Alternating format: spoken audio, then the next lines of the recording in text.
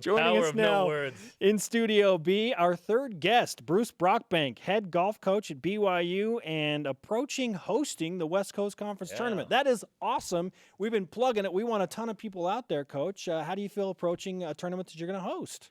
Well, you know, we've been looking forward to this since we've joined the conference. You know, they had a neutral site where you would go every year, and about the year we started in the conference, they decided to let each team host. So I think it's the fourth year in that, and we're excited to have it at Riverside Country Club, and the course is in fantastic shape. So looking forward to it.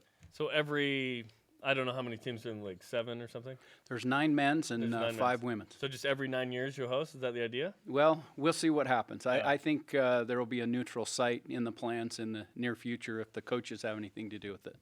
What challenges will Riverside Country Club present to the field this year? I mean, it's your home course. You have an advantage because you know it so well. So what will the field be dealing with? Well, I think, you know, we had a little rain last night, so that will soften things up. The firmness of the golf course would have been a big challenge. The speed of the greens, and then got the rough growing up a little bit that will definitely get their attention. What would you prefer, ideal conditions or a little rain to soften it up, like you said? Well, you know, we're in Utah, so I like the cold weather, and a little bit of wind and cold would be really nice, but the forecast is going to be maybe some more rain and good conditions, so you're going to see some good scores. Is there home course advantage in golf? Sure, there's no question, but you still got to come out and get the job done, but the Riverside would definitely favor us, but you got to play golf. What kind of crowd would you prefer in this weekend's setting? Like Happy Gilmore-esque with noisemakers and beach balls and stuff? I mean, what do you want out there?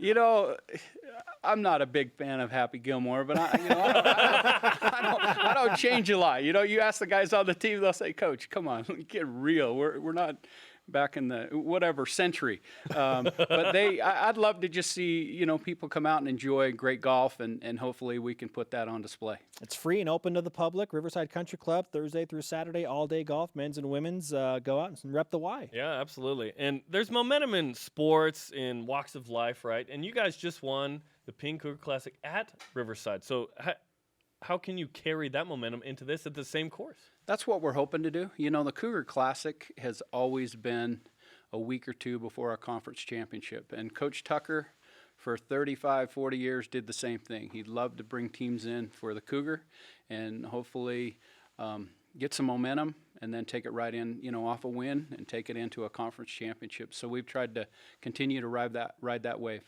Rhett Rasmussen, one of your freshman phenoms, joined us recently in Studio B. He didn't have a nickname. I kind of gave him a nickname. I call him Rhett the Jet. Jerem wants to call him Whiskers. I call him Whiskers after that facial hair performance the other day. How do you feel about as he those? mentioned, he's got nicknames, but you know, he was a little uncomfortable with that, and I'm not privy to those. But you know, we've called him R&R, Rhett the Jet. That sounds pretty good. Yeah. But you know what? What a great kid, and it's really fun to have him on the team. I wanted to ask you about Mike Weir. 2003 Masters champ. He's going to be inducted into the Canada Sports Hall of Fame. What does it mean to have Mike Weir connected to this program and its amazing history?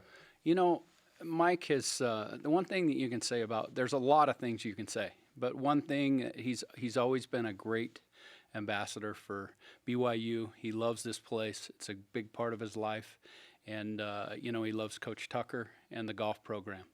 And, you know, and whether he wins or loses, he's just a very generous, great guy. And so it's a privilege to have him a part of the program when he's able to be here and even when he's not. You talk about Mike Weir, throw in Daniel Summerhays, Zach Blair, Keith Clearwater, Bruce Summerhays. And we don't even have time for all the names. There are so many great golfers in the history at BYU. What is it about this program and school that has lended itself to putting that tradition together? Well, you gotta start with Coach Tucker. Carl Tucker was phenomenal. He used to own the West Coast. If there was a kid that could play golf at a high level, he would figure out a way to get him here. Glenn Tuckett, our athletic director at that time, and there's just so many people that go into that puzzle that provided the kids an opportunity to be here and built that foundation that we're just trying to continue to, you know, grow the tradition. Coach, if you were playing in this weekend's tournament, would you compete for an individual championship? Not at all. I promise you, my game is it's non-existent. But I sure like watching great golf, and we've got plenty of that on the team. All right. Well, we would love to give you some BYU Sports Nation karma to go and compete and win a West Coast Conference championship, Coach. Thanks for coming into Studio B. Yeah, good luck. My pleasure. We're looking Thank you. forward to it. Again, reminder, check out BYU Men's and Women's Golf at Riverside Country Club. Open to the public, free of charge. Watch them compete and rep the Y.